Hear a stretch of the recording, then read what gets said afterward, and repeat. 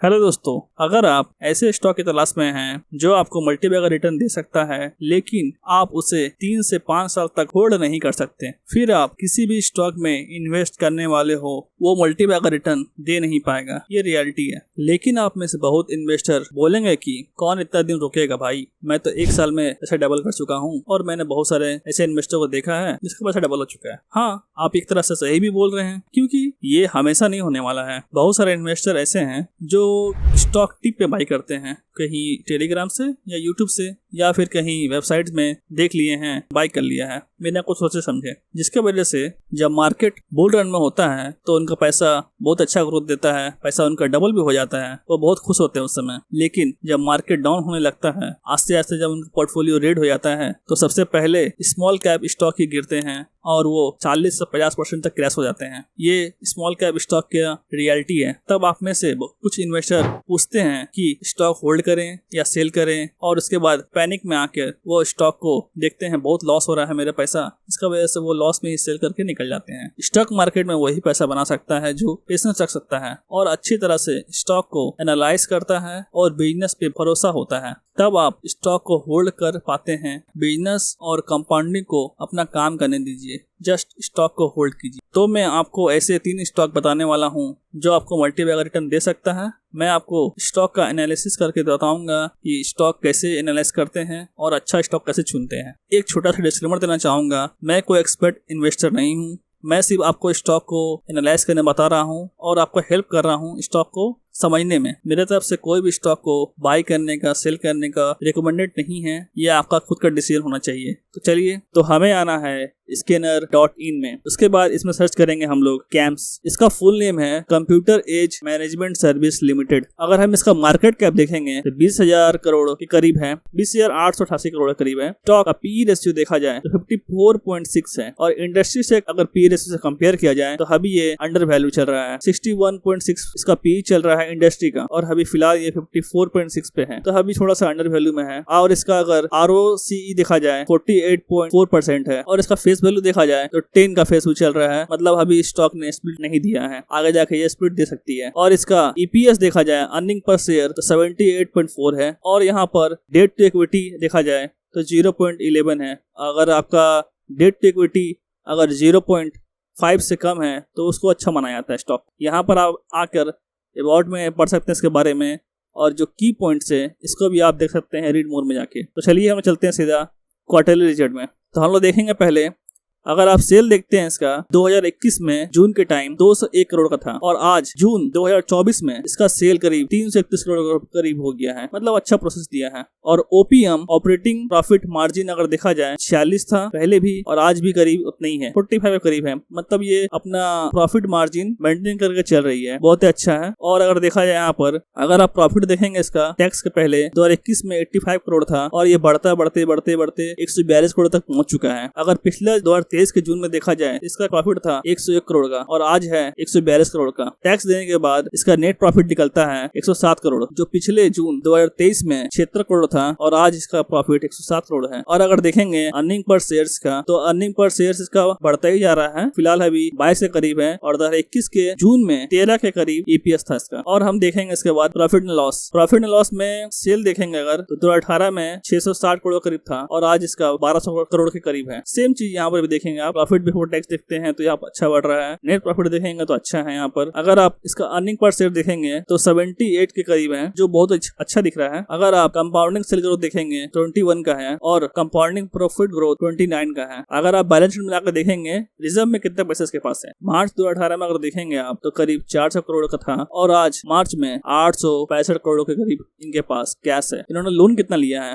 Loan देखेंगे तो आप लोन इन्होंने कुछ खास नहीं लिया है, सिर्फ 96 करोड़ के करीब लोन लिए हैं लीज लायबिलिटी में। और इनका एसेट्स देखेंगे अगर आप तो एसेट्स अभी इनका फिक्स है, बिल्डिंग में बहुत ज्यादा खर्च कर रहे हैं, 98 है, 198 है, कंप्यूटर, फर्नीचर, ये सब चीज बहुत अच्छा चल रहा है इनका। और कैश फ्रॉम ऑपरेटिंग एक्टिविटी देखेंगे अगर आप 401 करोड़ करीब कैश इनके पास आ रहा है सेल करने के बाद। अगर हम शेयर होल्डर पैटर्न देखेंगे तो प्रमोटर इसमें 0 हो चुके हैं। इसका मतलब क्या ये स्टॉक बर्बाद हो गया है? बिल्कुल नहीं। अगर इसमें FIS और DS ने अगर बाई किया है तो कंपनी कभी बेकार नहीं हो सकती है, खराब नहीं हो सकती है। बड़े इंस्टीट्यूट इसमें इन्वेस्टेड होना चाहिए, जरूरी है। तो देखेंगे अगर आप FIS जो फॉरेन इन्वेस्टर है उन्होंने 56% का स्टेक खरीद लिया है और डोमेस्टिक इन्वेस्टर इसमें देखेंगे तो 19% है। इन्होंने भी स्टेक अपना बढ़ाया है। यहाँ पर 2023 में इन्होंने 23% था, अभी कुछ कम किए हैं। और पब्लिक का देखा जाए 27 था पहले और आज 24 है, इनका कम हो रहा है इसमें। अगर आप एनुअल रिपोर्ट पढ़ना चाहते हैं तो यहाँ पर आके आप डाउनलोड कर सकते हैं PDF इसका। तो चलिए चलते हैं अगले स्टॉक में। तो हमारा अगला स्टॉक है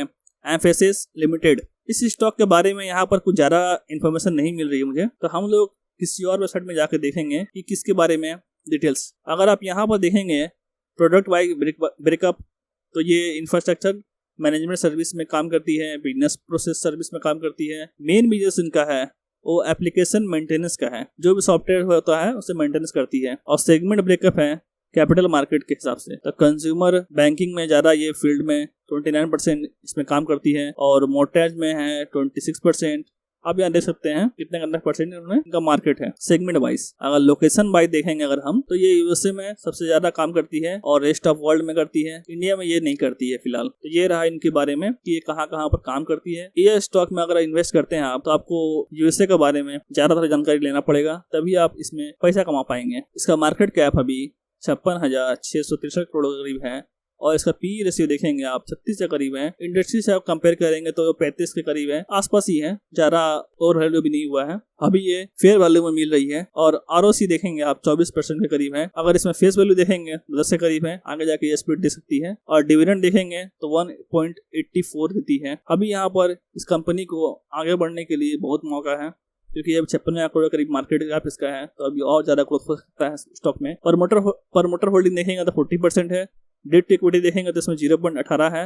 अर्निंग पर शेयर अगर देखते हैं आप तो 82 के करीब है, बहुत ही अच्छा है। तो हम चलते हैं क्वार्टरली रिजल्ट की तरफ। यहाँ पर देखते हैं कि इसका सेल कितना हुआ था। 2021 में ये स्टॉक का सेल 2600 मतलब 2700 करीब इन्होंने सेल किया था, लेकिन आज इनका सेल 3400 करोड़ के करीब है। इनका ऑपरेटिंग मार्जिन जो है पहले 18 था, आज 18 है, तो इन्होंने मेंटेन करके रखा है अपना ऑपरेटिंग मार्जिन। अगर इनका प्रॉफिट देखेंगे टैक्स के पहले तो 458 करोड़ करीब इन्होंने प्रॉफिट किया था 2021 में, और इनका आज का प्रॉफिट देखा जाए तो 537 करोड़ करीब इन्होंने प्रॉफिट किया है। टैक्स के बाद इनका नेट प्रॉफिट कितना है, 2021 में इन्होंने 340 करोड़ प्रॉफिट किया था और आज 2024 में इन्होंने 405 करोड़ करीब प्रॉफिट किया है, बहुत अच्छा है। पिछले 2023 में देखा जाए तो इन्होंने करीब 396 करोड़ के करीब प्रॉफिट किया था। तो इनका प्रॉफिट फिलहाल एक ही लाइन पे चल रहा है, ना ही ज्यादा है ना ही कम है।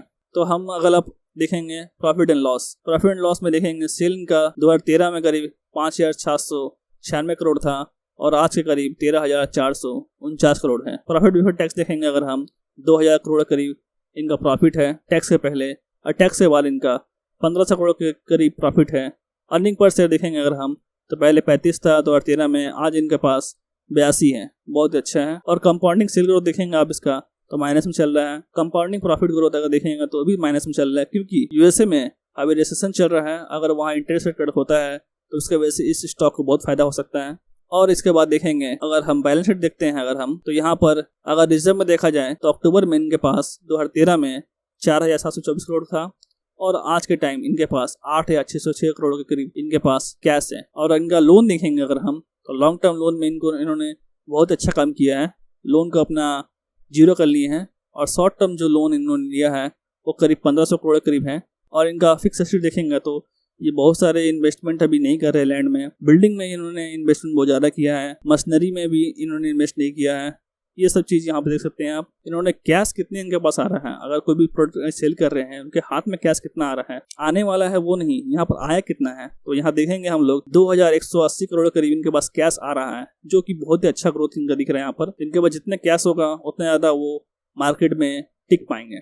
अगर हम शेयर होल्डर पैटर्न देखेंगे तो प्रमोटर यहाँ पर पहले 56 के करीब थे, आज 40 के करीब आ चुके हैं। 2024 में मार्च में इनके पास 55 था, आज जून में इन्होंने सेल करने के बाद 40 पे आ गए हैं। तो ये जो सेल की है उसे किसने एब्जॉर्ब किया है, तो यहाँ देखेंगे फॉरेन इन्वेस्टर यहाँ पर थोड़ा सा एब्जॉर्ब किए हैं 4%, और 14% मार्च में था, जून में आने के बाद इन्होंने 4% खरीदा है। उसके बाद सबसे ज़्यादा DIS ने खरीदा है, इनके पास 24 था और इनके पास आज करीब 36 के करीब है, 36% के करीब है। और पब्लिक का देखा जाए इसमें तो पब्लिक का बहुत ही कम शेयर इसमें दिख रहा है, 5.49% है।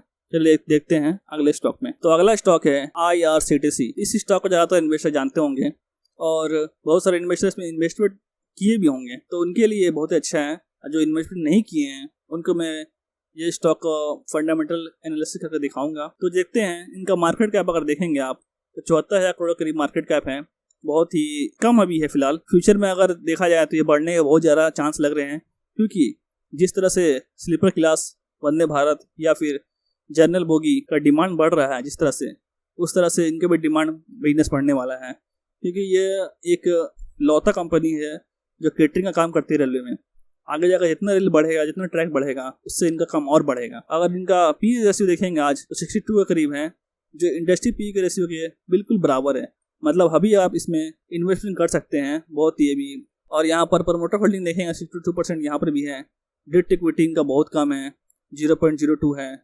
और इनका ROC देखेंगे तो 53.8 है, बहुत अच्छा। फेस वैल्यू अगर देखेंगे इनका तो 2.0 है, मतलब इन्होंने स्प्लिट दे चुका है या फिर बोनस दे चुके होंगे। और इनका अर्निंग पर शेयर देखेंगे तो 14 के करीब है, 15 होने वाला है। यहाँ पर आप देख सकते हैं आके किस क्या करती है, कौन से एरिया में, कौन सा जोन में, रेलवे का जोन में ये काम करती है। अगर हम क्वार्टरली जब ला के देखेंगे तो यहाँ पर सेल देखेंगे इनका 2021 में 243 करोड़ करीब सेल था।